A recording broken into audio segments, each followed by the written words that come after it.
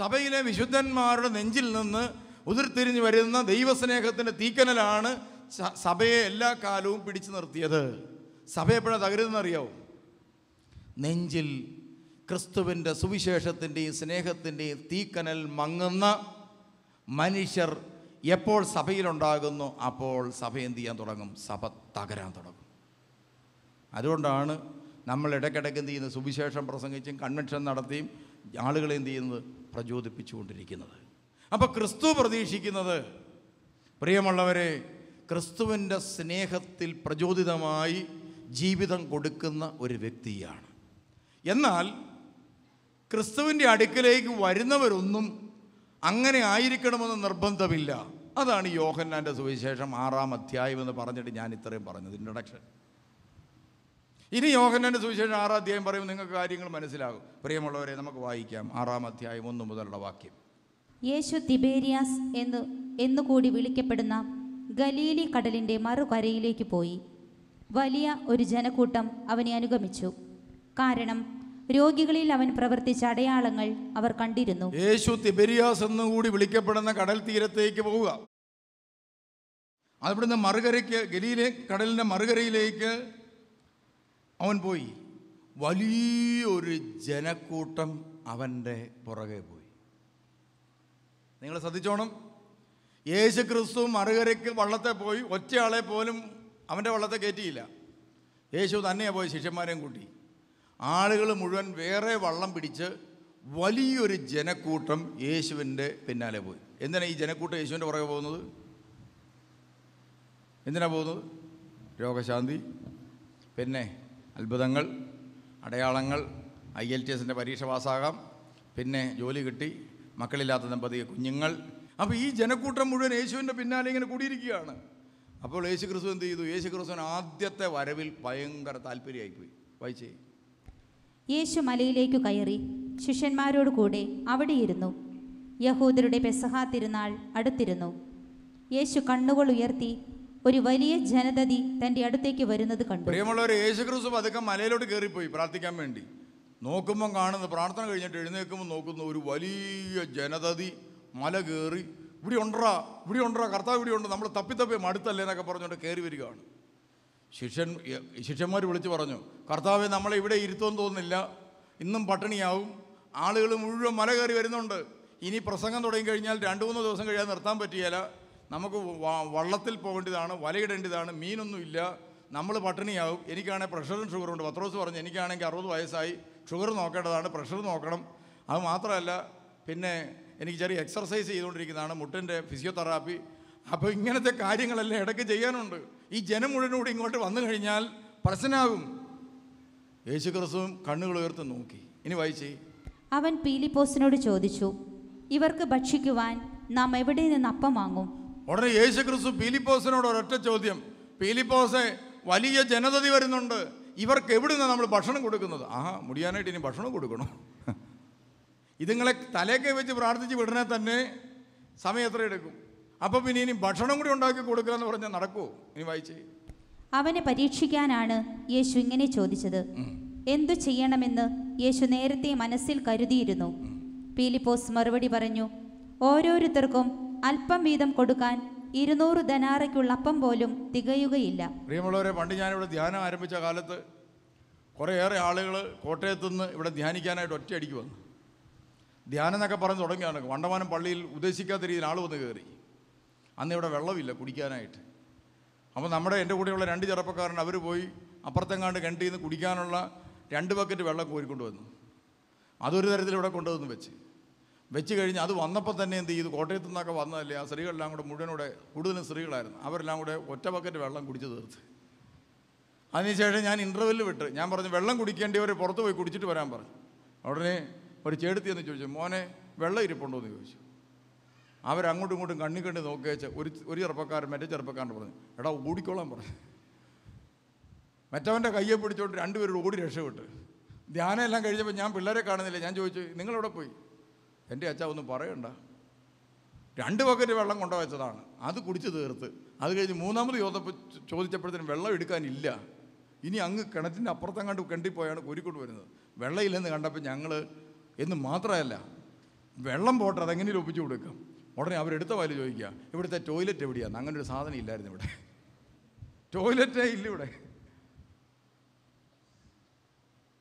അത് രണ്ടുകൂടെ ചോദിച്ചപ്പോൾ ഞങ്ങൾ ഓടി രക്ഷപ്പെട്ടു. അതാകുമ്പോൾ പ്രശ്നമില്ല, അവരെ ഇല്ലിലും പൊക്കോളും. അങ്ങനെയാണ് പ്രിയമുള്ളവരെ അവസാനം പിന്നെ നമ്മൾ ഡെവലപ്മെൻറ്റ്സ് ആരംഭിച്ചത്. ടോയ്ലറ്റ് പണിയാൻ തുടങ്ങി, പിന്നെ പൊളിച്ചു പടുന്നത്, അങ്ങനെയെല്ലാം ഡെവലപ്മെൻറ്റ്സ് ആരംഭിച്ചത് ഈ അവസ്ഥയിൽ നിന്നാണ്. ഇനി വായിച്ചേ. ശിഷ്യന്മാരിൽ ഒരുവനും ശിമിയോൻ പത്രോസിന്റെ സഹോദരനുമായ അന്ത്രയോസ് അവനോട് പറഞ്ഞു, 5 ബാർലി അപ്പവും 2 മീനും കൈവശമുള്ള ഒരു കുട്ടി ഇവിടെയുണ്ട്. പ്രിയമുള്ളവരെ, ഫിലിപ്പോസ് ആളുകളെല്ലാം വന്നിരുന്ന ഉടനെ ആളുകളോട് ചോദിച്ചു, ഈ നമ്മുടെ കയ്യിൽ, ഞങ്ങളുടെ കയ്യിലൊന്നുമില്ല, ഞങ്ങളെല്ലാം യേശു ക്രിസ്തുവിൻ്റെ കൂടെ നടക്കുകയാണ്, പുള്ളിക്കാരന് ഭക്ഷണവും ഇല്ല, വിശപ്പുമില്ല, നടക്കുകയാണ്. അതുകൊണ്ട് ഭക്ഷണം കരുതാനൊന്നും പറ്റിയിട്ടില്ല. എന്തെങ്കിലും കയ്യിലുണ്ടെങ്കിൽ പറ, ആരുടെയും കയ്യിൽ സാധനം ഇരിപ്പുണ്ടോ, എന്തെങ്കിലും ഉണ്ടോ എന്ന് ചോദിച്ചുകൊണ്ട് ഈ 12 ശിഷ്യന്മാരും ജനങ്ങളുടെ ഇടയിൽ പോയി. അപ്പോഴാണ് ഫിലിപ്പോസ് അങ്ങ് മലയുടെ താഴെ ചെന്ന് കഴിഞ്ഞപ്പോൾ ഒരു കൊച്ചു പറഞ്ഞ്, എൻ്റെ കയ്യിൽ 5 ബാർലിയപ്പം ഇരിപ്പുണ്ട്. പ്രിയമുള്ളവർ, ഈ ബാർലിയപ്പം എന്ന് പറഞ്ഞാൽ പൊറോട്ട പോലത്തെ സാധനം, നല്ല സാധനമൊന്നും അല്ലിത്. ഇതിപ്പോഴത്തെ ചപ്പാത്തി പോലത്തെ സാധനമല്ല, ഏറ്റവും വില കുറഞ്ഞ സാധനം. ഈ പണ്ടത്തെ കാലത്തെ കപ്പ വാട്ടിയെന്നൊക്കെ പറഞ്ഞ പോലത്തെയുള്ള കേസാണ് ഈ, അല്ലെങ്കിൽ പന ഇടിച്ചു എന്നൊക്കെ പറയുകയില്ല, അതുപോലത്തെ സാധനമാണ് ഈ ബാർലിയപ്പം എന്ന് പറയും. 5 ഇരിപ്പുണ്ട്. ഉടനെ ഫിലിപ്പോസ് അവിടുന്ന് കൈപൊക്കി കാണിച്ച്, സാധനമുണ്ട്, സാധനമുണ്ട്. ഉടനെ പത്രോസൊക്കെ ചോദിച്ചു, എത്ര ഉണ്ടറാ? ഒരു 10,000 പീസ് എടുക്കാനുണ്ടാവുമോ? ഉടനെ ഫിലിപ്പോസ് പറഞ്ഞു, 5. ഉടനെ മറ്റു ശിഷ്യന്മാർ, പണ്ടേ ശകലം പുറകോട്ടാ സാധനം തലയ്ക്കകത്ത്. 5000-ലധികം പുരുഷന്മാർ തന്നെ വന്നിട്ടുണ്ട്. 5 ബാർലിയപ്പം ഉണ്ടെന്ന് പറഞ്ഞിട്ട് ഇവൻ കിടന്ന് കാറി വെള്ളം വെച്ചിട്ട് കാര്യമുണ്ടോ? ഉടനെ യേശു പറഞ്ഞു, 5 എങ്കിൽ 5 കൊണ്ടുപോവാ. പ്രിയമുള്ളവരെ, യേശുവിനെ യേശു സ്നേഹിച്ച ഒരു ജനത്തിന് മുമ്പിൽ 5 മതി 5000 പേർക്ക്. അതാണ് നമ്മൾ മനസ്സിലാക്കേണ്ടത്. ക്രിസ്തു സ്നേഹിക്കുന്ന ഒരു ജനത്തിന് മുമ്പിൽ ക്രിസ്തുവിന് 5 മതി 5000 പേർക്ക് കൊടുക്കാൻ. അങ്ങനെയെങ്കിൽ ഓർക്കുക, നമ്മൾ സ്നേഹിക്കുന്ന ഒരു വ്യക്തിക്ക് മുന്നിൽ മതി ഒരു ചെറിയപ്പം. പാലില്ലെങ്കിലും കുഞ്ഞ് വളർന്നിട്ടില്ലേ? പാലില്ലെങ്കിൽ, മുലയിൽ പാലില്ലാഞ്ഞിട്ടും കുഞ്ഞ് വളർന്നില്ലേ? കൊടുക്കാൻ ആഹാരമില്ലാഞ്ഞിട്ടും മക്കൾ വളർന്നില്ലേ? വിദ്യാഭ്യാസം ചെയ്യിക്കാൻ പണമില്ലാഞ്ഞിട്ടും നിങ്ങളുടെ കുഞ്ഞുങ്ങൾ ഉന്നത വിദ്യാഭ്യാസത്തിൽ ഇന്ന് ജോലിയും കൂലിയായില്ലേ? എന്നിട്ടെന്തേ ഇതെല്ലാം ഉണ്ടായിട്ട് നമ്മുടെ കുഞ്ഞിന് ഒന്നും കൊടുക്കാൻ നമ്മളെ കൊണ്ടാവാത്തത്? ഏറ്റവും നല്ല സ്കൂളിൽ പോകുന്നു, ഏറ്റവും നല്ല ഫുഡ് കഴിക്കുന്നു. ഫുഡിൻ്റെ കുറവ് കൊണ്ടാണോ ഈ പരുവത്തിനായത് കൊച്ച്? വിദ്യാഭ്യാസത്തിൻ്റെ കുറവ് കൊണ്ടാണോ? എല്ലാത്തിനും A+ ഒക്കെ കിട്ടിയില്ലേ? അതിൻ്റെ കുറവ് കൊണ്ടാണോ കൊച്ചിങ്ങനായത്? എല്ലാ സാഹചര്യവും ഉണ്ടായിട്ടും സ്വന്തം കുഞ്ഞുങ്ങളെ ഇതാ നിയന്ത്രിക്കാൻ പറ്റാതെ കുറേ മനുഷ്യർ. എന്തുകൊണ്ടിങ്ങനെ സംഭവിക്കുന്നത്? പ്രിയമുള്ളവരെ, പണ്ട് ഒരിറ്റ് സ്നേഹമുണ്ടെങ്കിൽ ഇതെല്ലാം ആകുമായിരുന്നു. ചില തള്ളമാർ പറയും, 12 എണ്ണത്തിനെ ഞാൻ പെറ്റ് വളർത്തിയതാ, 12 എണ്ണത്തിനെ ഞാൻ പെറ്റ് വളർത്തിയതാ. എല്ലാം ഓരോ നിലയിലായി, എല്ലാം ഓരോ നിലയിലായി. ഭക്ഷണമില്ലായിരുന്നു, പാർപ്പിടമില്ലായിരുന്നു, കിടക്കാൻ പായില്ലായിരുന്നു, പഠിക്കാൻ സ്ഥലമില്ലായിരുന്നു, കൊടുക്കാൻ ഫീസില്ലായിരുന്നു. എന്നിട്ടും ഒന്നിനും കുറവ് വന്നില്ല. എന്തുകൊണ്ടാണെന്നറിയോ? സ്നേഹിച്ച മനസ്സുകൊണ്ട് ഭൂമിയിൽ ഒരു മനുഷ്യൻ ചെയ്യുന്ന കാര്യങ്ങൾ 5 കൊണ്ട് 5000 ചെയ്യാൻ ആവും. പ്രിയമുള്ളവരെ, യേശു പറഞ്ഞു, ആളുകളെയെല്ലാം ഭക്ഷണത്തിനിരുത്തുവിൻ.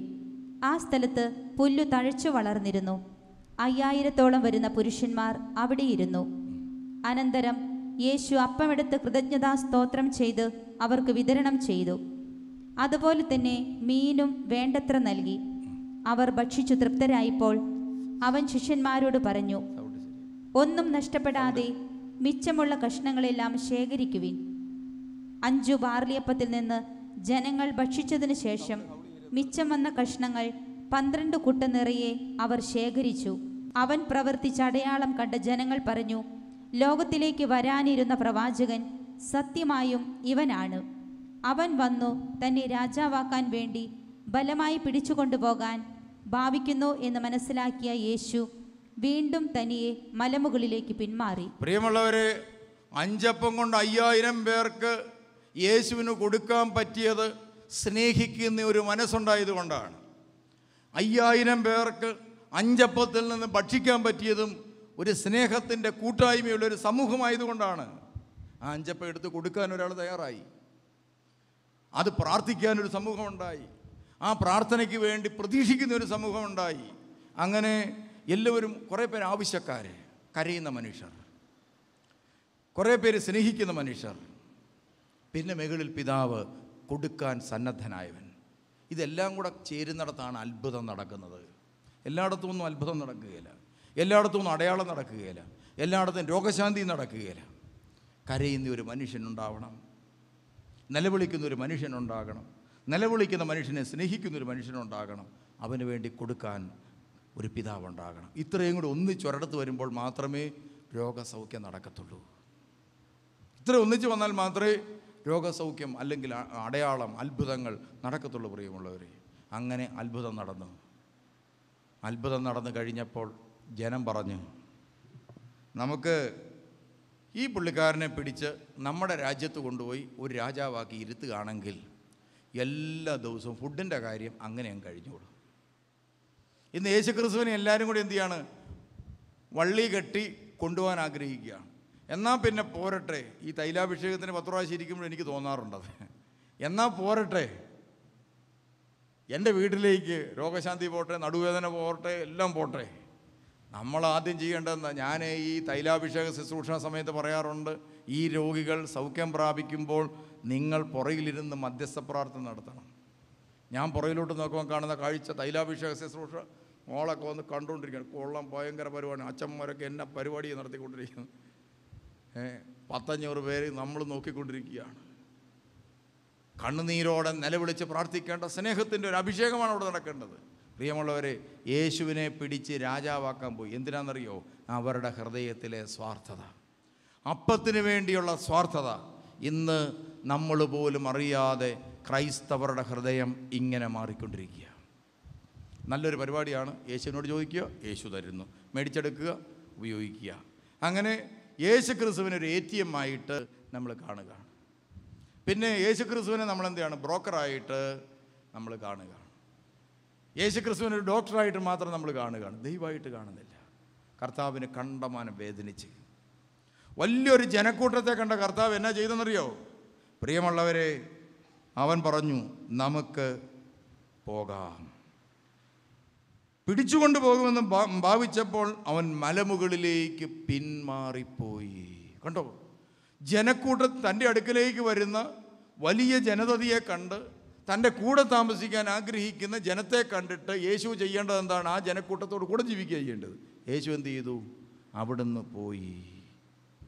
അങ്ങനെയാണെങ്കിൽ നമ്മൾ പള്ളിയിൽ ഈ മനസ്സുമായിട്ട് നിന്നാൽ പള്ളിയിൽ നിന്ന് കർത്താവ് എങ്ങോട്ട് പോകും? ശവക്കോട്ടയിൽ പോയിരിക്കും. അപ്പം നമ്മൾ ശവക്കോട്ടയിലോട്ട് ചെല്ലുകയാണെങ്കിൽ എന്ത് ചെയ്യും? കർത്താവ് അതൊക്കെ അവിടെ നിന്ന് ഇറങ്ങിയിട്ട് കൊടിമരത്തിൻ്റെ ചുവട്ടിൽ പോയിരിക്കും. അപ്പം നമ്മളെല്ലാം കൂടെ കൊടിമരത്തിൻ്റെ ചുവട്ടിലോട്ട്, അപ്പോഴാണ് കൊടിമരത്തിന് 4 തുള്ളി എണ്ണ വന്നു. എണ്ണ വന്നു എന്ന് പറഞ്ഞുകൊണ്ട് നമ്മൾ കൊടിമരത്തിൻ്റെ ചുവട്ടിൽ പോയിരിക്കുമ്പോൾ കർത്താവ് അവിടുന്ന് പതുക്കെ മാറി എവിടെ പോയിരിക്കും? കൽക്കുരിശിൻ്റെ ചുവട്ടിൽ പോയിരിക്കും. അപ്പോൾ കൽക്കുരിശേന്ന് എണ്ണ വരും. എണ്ണ വന്നാൽ ഉടനെ എല്ലാവരുടെ കൽക്കുരിശയിലോട്ട് പോയി തൂക്കാൻ പോകും. ഉടനെ അവിടുന്ന് കർത്താവ് മാറിയിട്ട് എന്ത് ചെയ്യും? എന്നാൽ പിന്നെ മാലത്തെങ്ങാനും പോയിരിക്കാമെന്ന് പറഞ്ഞാൽ ആ ജംഗ്ഷനിൽ പോയിരിക്കും. അപ്പോഴായിരിക്കും മാലത്ത് ഏതേത് വീട്ടിൽ നിന്ന് എണ്ണ വരുന്നത്. ഉടനെ എല്ലാവരും ഇടിച്ച് അങ്ങോട്ട് ചെല്ലും. ഇടിച്ച് അങ്ങോട്ട് ചെന്നാൽ ഉടനെ കർത്താവ് പറയും, എന്നാൽ പിന്നെ ഞാൻ ഇവിടെ ഇരിക്കുന്നില്ല, ഞാൻ എങ്ങാനും വേറെ വല്ലയിടത്തും പോയി ഇരുന്നോളാം. ഇങ്ങനെ കർത്താവ് വിഷമിച്ച് നടക്കുകയാണ്. പിന്മാറി. കണ്ടോ? അവൻ പിന്മാറി. ഇനി എന്നാ ചെയ്യുന്നറിയോ? ഇനി ചെയ്യുന്ന കാര്യമാണ് ഇച്ചിരി കട്ടി വായിച്ചേ. വൈകുന്നേരമായപ്പോൾ അവൻ്റെ ശിഷ്യന്മാർ കടൽക്കരയിലേക്ക് പോയി. അവർ ഒരു വള്ളത്തിൽ കയറി കടലിനക്കരെ കഫർനാമിലേക്ക് പുറപ്പെട്ടു. അപ്പോൾ നേരം ഇരുട്ടി തുടങ്ങി. പ്രിയമുള്ളവരെ, വൈകുന്നേരമായപ്പോൾ ശിഷ്യന്മാർ അക്കരയ്ക്ക് പോയി. യേശു പോയോ? യേശു പോയില്ല. യേശു ഇക്കരെ നിന്നിട്ട് ശിഷ്യന്മാരോട് പറഞ്ഞു, നിങ്ങൾ അക്കരയ്ക്ക് പൊക്കോ. നിങ്ങൾ അക്കരയ്ക്ക് പോയെന്ന് കാണുമ്പോൾ നാട്ടുകാർ മുഴുവൻ വിചാരിച്ചു, ആര് പോയെന്ന്? യേശു പോയെന്ന്. ഞാൻ ഇക്കരെ നിന്നോളാവുന്നു. അങ്ങനെ ജനത്തെ മുഴുവൻ വേറെ വഴിക്ക് വിട്ടിട്ട് യേശു എന്ത് ചെയ്യുന്നറിയോ? മലമുകളിൽ പ്രാർത്ഥിക്കാൻ പോയി. ഇനി രാത്രിയുടെ യാമത്തിൽ ആരും അറിയാതെ നടന്ന് യേശു ക്രിസ്തു അക്കരയ്ക്ക് പോയി, ആരും കാണാതെ. എന്ന് പറഞ്ഞാൽ എൻ്റെ പുറകെ ഈ ടൈപ്പ് ജനം പോരരുത്. അപ്പത്തിന് വേണ്ടി മാത്രം വരുന്ന ജനം എൻ്റെ കൂടെ പോരരുത്. അതാണ് യേശുവിൻ്റെ ആഗ്രഹം. അത് കഴിഞ്ഞപ്പോൾ എന്ത് ചെയ്തു? പ്രിയമുള്ളവരെ, 25-ാമത്തെ വാക്യത്തിൽ നമ്മൾ കാണുന്നത്, യേശുവിനെ കടലിന്റെ മറുകരയിൽ കണ്ടെത്തിയപ്പോൾ അവർ ചോദിച്ചു, റബ്ബി, അങ്ങ് എപ്പോൾ ഇവിടെ എത്തി? പ്രിയമുള്ളവരെ, ജനം വിട്ടില്ല. ബാർലിയപ്പൊക്കെ കഴിച്ച് നല്ലോണം വിശപ്പൊക്കെ അങ്ങോട്ട് മാറി, പിന്നെ വിശക്കാൻ തുടങ്ങി. ഉടനെ ഇനിയും അധ്വാനിക്കാൻ കഴിയുകയില്ല. അതിനെന്ത് ചെയ്യാണ്? കർത്താവേ, അങ്ങ് എവിടെയാ? എനിക്ക് വിശക്കാൻ തുടങ്ങി. ഇന്നാളത്തെ പോലെ ഒരു 2 ബാർലിയപ്പം ഒന്ന് ശരിയാക്കി തരാമോ? എനിക്ക് ചെറിയൊരു നടുവേദനയുണ്ട്, ഒന്ന് ശരിയാക്കി തരാമോ എന്നൊക്കെ ചോദിച്ചുകൊണ്ട് ജനം മുഴുവൻ എന്ത് ചെയ്തു? യേശുവിൻ്റെ പുറകെ പോകാൻ തുടങ്ങി. ഉടനെ യേശു ക്രിസ്തുവിൻ്റെ വാക്ക് മാറി, ഭാഷ മാറി. അവൻ പറഞ്ഞു, അടയാളങ്ങൾ കണ്ടതുകൊണ്ടല്ല, അപ്പം ഭക്ഷിച്ച് തൃപ്തരായതുകൊണ്ടാണ് നിങ്ങൾ എന്നെ അന്വേഷിക്കുന്നത്. ഞാൻ നടത്തിയ അടയാളങ്ങൾ കണ്ടതുകൊണ്ടല്ല നിങ്ങൾ എന്നെ തേടി വന്നിരിക്കുന്നത്, മറിച്ച് നിങ്ങൾ ഇതാ അപ്പം തിന്നതിൻ്റെ ടേസ്റ്റ് പിടിച്ചിട്ടാണ് എന്നെ. ഇത്രയും മോശമായിട്ടൊക്കെ തന്നെ തേടി വരുന്ന ജനത്തിൻ്റെ മുഖത്ത് നോക്കി പ്രസംഗം പറഞ്ഞാൽ പിന്നെ ആരെങ്കിലും വരുമോ? യേശുക്രിസ്തു ആണെങ്കിലും പറയുമ്പോൾ ഒക്കെ കുറച്ചൊക്കെ പറയണ്ടേ? ആളുകളൊക്കെ കുറേയൊക്കെ കൂടി വളരെ രൂക്ഷമായ ഭാഷയിൽ യേശുക്രിസ്തു പറഞ്ഞു. ഉടനെ പ്രിയമുള്ളവരെ, അവർ പറഞ്ഞു. എന്നിട്ട് കർത്താവ് ഒരു കാര്യം കൂടെ പറഞ്ഞു, ഈ നശ്വരമായ ഇത്തരം അപ്പക്കഷങ്ങൾക്ക് വേണ്ടി നിങ്ങളിങ്ങനെ ചോദിക്കുകയും നടക്കുകയും ചെയ്യരുത്. നിങ്ങളെന്ത് ചെയ്യണം? അനശ്വരമായ അപ്പത്തിന് വേണ്ടി ചോദിക്കണം.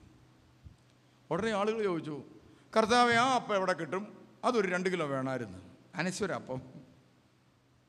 അന്നേരത്തെ യേശു പറഞ്ഞു, നിങ്ങളുടെ പിതാക്കന്മാർ മോശ മരുഭൂമിയിൽ ഇതാ അപ്പം വർദ്ധിപ്പിച്ചില്ലേ? അത് തിന്നവർ കൂടെ മരിച്ചുപോയി. നിങ്ങളുടെ പിതാക്കന്മാർ നിങ്ങൾക്ക് തന്നെ അപ്പം തിന്ന ആളുകൾ പോലും എന്ത് ചെയ്തു? പിൽക്കാലത്ത് മരിച്ചു. അവർക്ക് അതുകൊണ്ടൊന്നും ആയുസ് കിട്ടിയില്ല, തൽക്കാലത്തേനെ കിട്ടിയുള്ളൂ, പ്രയോജനപ്പെട്ടുള്ളൂ. ഉടനെ അവർ ചോദിച്ചു, അങ്ങനെയാണെങ്കിൽ ഈ അനശ്വര അപ്പം എവിടെ നിന്ന് കിട്ടും? ഉടനെ യേശു പറഞ്ഞു, ആ അനശ്വരമായ അപ്പം ഞാനാണ്. ആ അനശ്വര അപ്പം ഞാനാ. ഉടനെ അവർ പറഞ്ഞു, ആ സ്വർഗത്തിൽ നിന്ന് ഇറങ്ങി വന്ന അപ്പം ഞാനാണ്. എന്നിട്ട് ചോദിച്ചു, മോശ നിങ്ങൾക്കൊരപ്പം വാഗ്ദാനം ചെയ്തില്ലേ? ആ അപ്പം ഞാനാ. മോശ നിങ്ങൾക്ക് അപ്പം ഇറക്കി തരാനായിട്ടൊരു കൃപ കിട്ടി. ആ കൃപയെന്ന് പറയുന്നത് ഞാനാ. അന്ന് ഞാനാ പ്രവർത്തിച്ചത്. ഓ, അത് ശരി. അപ്പം നീ മോശയുടെ കാലത്ത് നീ തന്നെയാണ് പ്രവർത്തിച്ചാണ് നീ പറയുന്നത്. അപ്പം നീ മോശക്കാ വലിയവനാ? അത് ശരി. അപ്പം മോശത്തോട്ടുള്ള കളിയാണ് ഇപ്പോൾ കളിക്കുന്നത്. അത് ശരി. ആശാരിച്ചക്കം കളി മൂത്ത് മോശ കയറി പിടിച്ചിരിക്കുകയാണ്. അത് ഞങ്ങൾ സമ്മതിക്കുമെന്ന് തോന്നുന്നു. അവർ മനസ്സിൽ കീർക്കാൻ തുടങ്ങി. ഉടനെ യേശു പറഞ്ഞു, പിതാവ് എനിക്ക് നൽകുന്നവരെല്ലാം എൻ്റെ അടുക്കൽ വരും. എൻ്റെ അടുക്കൽ വരുന്നവനെ ഞാൻ ഒരിക്കലും തള്ളിക്കളയില്ല. എന്നിട്ട് പറഞ്ഞു, എൻ്റെ ശരീരം ഭക്ഷിക്കുകയും എൻ്റെ രക്തം പാനം ചെയ്യുകയും ചെയ്യുന്നില്ലെങ്കിൽ നിങ്ങൾക്കൊരിക്കലും ജീവൻ കിട്ടുകയില്ല. ഉടനെ അവർ പറഞ്ഞു, ഇവൻ ആ ജോസഫിൻ്റെ മകനല്ലേ? ഇവൻ്റെ ശരീരം നമുക്കെങ്ങനെ ഭക്ഷിക്കാൻ പറ്റുക? ഇവൻ്റെ രക്തം നമുക്കെങ്ങനെ കുടിക്കാൻ പറ്റുക? പിന്നെ ഇവനെന്താ ഇങ്ങനെയൊക്കെ പറയുന്നത്? ഇവനെന്തെങ്കിലും കുഴപ്പമുണ്ടോ? ഇത്രയും നാൾ ഒരു കുഴപ്പവും ഇല്ലായിരുന്നല്ലോ. ഇവനെന്തെങ്കിലും തലയ്ക്ക് എന്തെങ്കിലും പ്രശ്നമുണ്ടോ? യേശുവിനെക്കുറിച്ച് ആളുകൾക്ക് ചിന്തയായി. ജനം പറഞ്ഞു, ഈ വചനം കഠിനമാണ്, ഇതുമായിട്ട് മുന്നോട്ട് പോകാൻ പറ്റത്തില്ല. അവർ പിന്മാറിപ്പോകാൻ ചോദിച്ചു. ഉടനെ പത്രോസ് അപ്പോസ്തലനോട് കർത്താവ് ചോദിച്ചു, പത്രോസ് പറഞ്ഞു, കർത്താവേ, നീ ചെറുപ്പാ, ആൾ മുഴുവൻ പോവുക, ജനം മുഴുവൻ പോവുക, എന്തേലും പറഞ്ഞ് ഇവരൊന്ന് പിടിച്ചു നിർത്തും, ഒരു രോഗശാന്തിയോ അത്ഭുതമോ. ഉടനെ പത്രോസിനോട് യേശു ചോദിച്ചു, പത്രോസേ, നീയും പോകാൻ ആഗ്രഹിക്കുന്നു? ഉടനെ പത്രോസ്, അയ്യോ അതില്ല, പത്രക്കീസാകേണ്ടതാ, ഞാൻ പോവുകയില്ല. ഉടനെ പത്രോസ് പറഞ്ഞു, എന്താ പറഞ്ഞത്? കർത്താവേ, ഞങ്ങൾ ആരുടെ അടുത്തേക്ക് പോകും? ഞങ്ങൾ ആരുടെ അടുക്കിലേക്ക് പോകും? നിത്യജീവന്റെ വചനം നിന്റെ പക്കൽ ഉണ്ട്. നീയാണ് ദൈവത്തിൻ്റെ പരിശുദ്ധൻ. അതുകൊണ്ട് ഈ വചനം ഞങ്ങളിൽ മാംസമായി തീരട്ടെ. ഇതാണ് പ്രിയമുള്ളവരെ ഒരു ബലിജീവിതം. യേശുക്രിസ്തുവിൻ്റെ വചനം ഞങ്ങളുടെ ജീവിതത്തിൽ ഒരു മാംസമായി തീരട്ടെ എന്നുള്ള പ്രഖ്യാപനമാണ് യഥാർത്ഥ ദൈവകൃപ. ഒരു വിശുദ്ധൻ്റെ ഹൃദയത്തിൽ മാത്രമേ അതുണ്ടാകത്തുള്ളൂ. ക്രിസ്ത്യാനി ഒരു വിശുദ്ധ വിളി സ്വീകരിച്ചിരിക്കുന്നത് കൊണ്ടാണ് ഓരോ ഞായറാഴ്ചയും വിശുദ്ധ ബലിപീഠത്തിൻ്റെ മുമ്പിലേക്ക് വരുന്നത്. എന്ത് കേൾക്കാനാ? ഇതെൻ്റെ ശരീരമാണ്, ഇതെൻ്റെ രക്തമാണ്. അതൊരു വചനമാണ്. ആ വചനം എന്നിൽ മാംസമാകട്ടെ എന്ന് പറഞ്ഞുകൊണ്ടാണ് ഞാനും നിങ്ങളും ഓരോ ഞായറാഴ്ചയും കുർബാനയ്ക്ക് വരുന്നത്. കുർബാനയ്ക്ക് വരുന്നവർക്ക് പോലും അറിയാമല്ലോ താൻ എന്തിനാണ് വരുന്നതെന്ന്. ഇത് കേൾക്കാനാ. ഇതെൻ്റെ ശരീരമാണ്, ഇതെൻ്റെ രക്തമാണ്, ഇത് ഞാൻ ഭക്ഷിക്കും. അങ്ങനെ ഭക്ഷിച്ച് ഞാനും യേശുവും ഒന്നായിത്തീരും. എൻ്റെ ശരീരം യേശു ക്രിസ്തുവിന് ഈ കാലഘട്ടത്തിൽ ഉപയോഗിക്കാൻ വേണ്ടി ഞാൻ വിട്ടുകൊടുക്കുന്നു എന്ന് പറഞ്ഞാൽ ഈ ജീവിതം യേശു ക്രിസ്തുവിന് വേണ്ടി ഇതാ തുറന്നു കൊടുക്കുന്നു. യേശു എന്തിനാ വന്നത്? ലോകത്തിൻ്റെ പാപങ്ങൾ മോചിക്കാനും അതോടൊപ്പം ലോകത്തെ രക്ഷിക്കാനുമാണ്. അങ്ങനെയെങ്കിൽ എൻ്റെ ശരീരവും എൻ്റെ ജീവിതവും ലോകരക്ഷയ്ക്ക് വേണ്ടി ഞാൻ തുറന്നു കൊടുക്കുന്നു എന്നാണ് ഒരു വിശുദ്ധ കുർബാനയ്ക്ക് പോയാൽ അർത്ഥം.